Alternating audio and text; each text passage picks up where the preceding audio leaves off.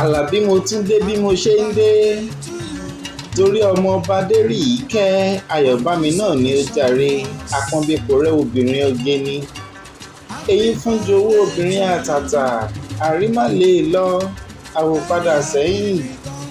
ẹni ọkùnrin kò lọ́nà tó nílé yóò jáyẹ ẹni a sì jálẹ̀ ẹni ni òní lọmọ bá ń ṣọjọ́ ìbí aráyé ẹ bá mi kí kú oríire. Aderikẹ onílọ́jọ́ ìbí rẹ kórí jẹ́ òpẹ́ láyé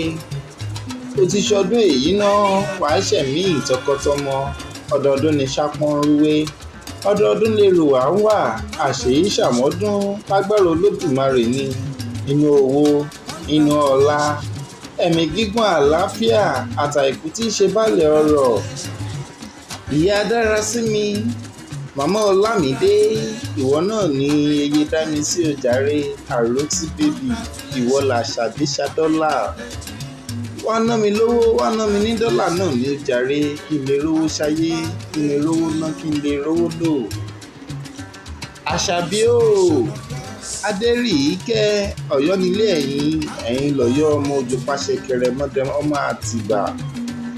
ẹ̀yin lọ máa jowú yọkọ lẹ́nu ábìlà tọ̀ọ̀tọ̀ lẹ́yìn pàǹdùkú bìṣòro ibi tán ti ní kó lówó gbowó kí wọ́n fà á sọtọwọ́ rẹ̀ lẹ̀ ni ṣé kó lè bá a dìjà kó lè bá a dá pọn ọba aládé lè rí irun jẹ ẹ̀yin lọ mú láàfin òjò pàṣẹ kẹrẹ mọdẹ ọmọ Àtìbà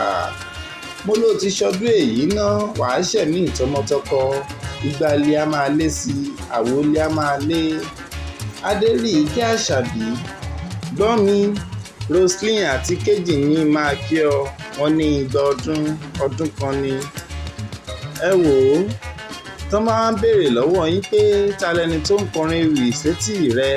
yá ajó máa yé wọn pé Olúwatóbilọ́ba ń lè mí jẹ́ o